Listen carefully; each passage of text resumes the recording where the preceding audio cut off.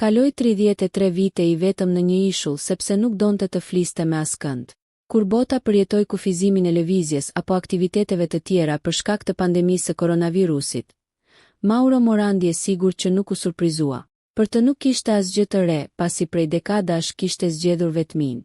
Historia nis në vitin 1989, kur anija e tij, me motor të dëmtuar dhe spirancë të këputur, u hodh nga dallgët në brigjet e ishullit Budelli, me Sardenjës dhe Korsikës. Aso kohë i thanë se rojtari i ishullit po tërhiqej nga detyra, kështu që shiti anijen dhe mori përsipër një eksperiencë unike e të guximshme, që prej asaj dite ai u bë Robinson Crusoe i Italisë. Për 33 vite ishte i vetmi banor dhe kujdestar i Budellit. Kujdesej për shtigjet, mbronte natyrën, priste vizitorët e pakët dhe me fjalë të thjeshta u shpjegonte si të respektonin ekosistemin e brisht të ishullit. Budelli është pjesë e parkut kombëtar të arkipelagut të La Maddalenës, një perle famshme me rërë që merr ngjyrë nga grimcat mikroskopike të koraleve dhe guaskave. Në fillim të viteve 90, kjo bukuri u mbyll për publikun, për të mbrojtur nga mijëra vizitor në ditë, ishulli mbeti vetëm me një njeri, Mauro Morandin. Në vitin 2016, pas një betejë gjyqësore për pronësinë e ishullit, një gjykat vendosi që Budelli i përkiste parkut kombëtar. Po atë vit, autoritetet e parkut filluan ta sfidonin të drejtën e Morandit për të jetuar aty. Por publiku reagoi fuqishëm, një peticion për ta mbajtur në ishull mblodhi mbi 18.000 firma, duke e pezulluar përkohësisht largimin e tij. Në prill 2021, Morandi shkroi në rrjetet sociale: "Shpresoj të vdes këtu, të digjem dhe hirin tim ta shpërndaj era." Në atë kohë ishte 81 vjeç, i bindur se gjithë jeta në natyrë është energjia e vetme që lëviz universin. Vetmitari nuk ishte biolog apo botanist, por kishte një mision: të mësonte njerëzit të kuptonin bukurinë. Jo ta shohin, por ta ndjejnë me sytë mbyllur, thoshte ai. Për të, dashuria dhe bukuria ishin e njëjta gjë. Dimri në Budelli ishte i egër. Morandi shpesh kalonte edhe më shumë se 20 ditë pa parë askënd. Gjeti paqe në meditimin e tij.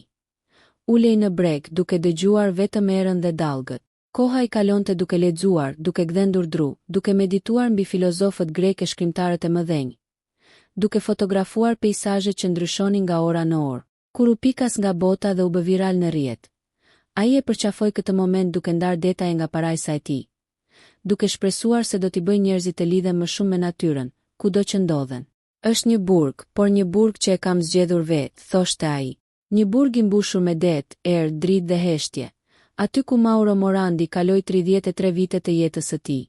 Kur bota përjetoi kufizimin e lëvizjes apo aktiviteteve të tjera për shkak të pandemisë së koronavirusit, Mauro Morandi e sigurt që nuk u surprizua, për të nuk kishte asgjë të re, pasi prej dekadash kishte zgjedhur vetmin.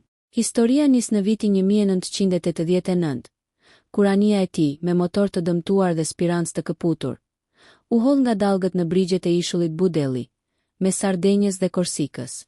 Aso kohë i thanë se rojtari i ishullit po tërhiqej nga detyra, kështu që shiti anijen dhe mori përsipër një eksperiencë unike e të guximshme, që prej asaj dite ai u bë Robinson Crusoe i Italisë. Për 33 vite ishte i vetmi banor dhe kujdestar i Budellit. Kujdesej për shtigjet, mbronte natyrën, priste vizitorët e pakët dhe me fjalë të thjeshta u shpjegonte si të respektonin ekosistemin e brisht të ishullit. Budelli është pjesë e parkut kombëtar të arkipelagut të La Maddalenës, një perle famshme me rërë që merr ngjyrë nga grimcat mikroskopike të koraleve dhe guaskave. Në fillim të viteve 90, kjo bukuri u mbyll për publikun, për të mbrojtur nga mijëra vizitor në ditë, ishulli mbeti vetëm me një njeri, Mauro Morandin. Në vitin 2016, pas një betejë gjyqësore për pronësinë e ishullit, një gjykat vendosi që Budelli i përkiste parkut kombëtar. Po atë vit, autoritetet e parkut filluan ta sfidonin të drejtën e Morandit për të jetuar aty. Por publiku reagoi fuqishëm, një peticion për ta mbajtur në ishull mblodhi mbi 18.000 firma, duke e pezulluar përkohësisht largimin e tij. Në prill 2021, Morandi shkroi në rrjetet sociale: "Shpresoj të vdes këtu, të digjem dhe hirin tim ta shpërndaj era." Në atë kohë ishte 81 vjeç, i bindur se gjithë jeta në natyrë është energjia e vetme që lëviz universin. Vetmitari nuk ishte biolog apo botanist, por kishte një mision: të mësonte njerëzit të kuptonin bukurinë. Jo ta shohin, por ta ndjejnë me sytë mbyllur, thoshte ai. Për të, dashuria dhe bukuria ishin e njëjta gjë. Dimri në budelli ishte i egër. Morandi shpesh kalonte edhe më shumë se 20 ditë pa parë askënd. Gjeti paqe në meditimin e tij.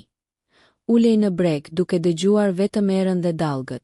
Koha i kalonte duke lexuar, duke gdhendur dru, duke medituar mbi filozofët grek e shkrimtarët e mëdhenj, duke fotografuar peizazhe që ndryshonin nga ora në orë. Kur u pikas nga bota dhe u bë viral në rrjet, ai e përqafoi këtë moment duke ndarë detaje nga parajsa e tij, duke shpresuar se do t'i bëjë njerëzit të lidhen më shumë me natyrën, kudo që ndodhen.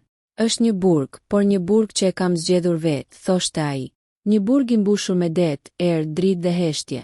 Aty ku Mauro Morandi kaloi 33 vite të jetës së tij.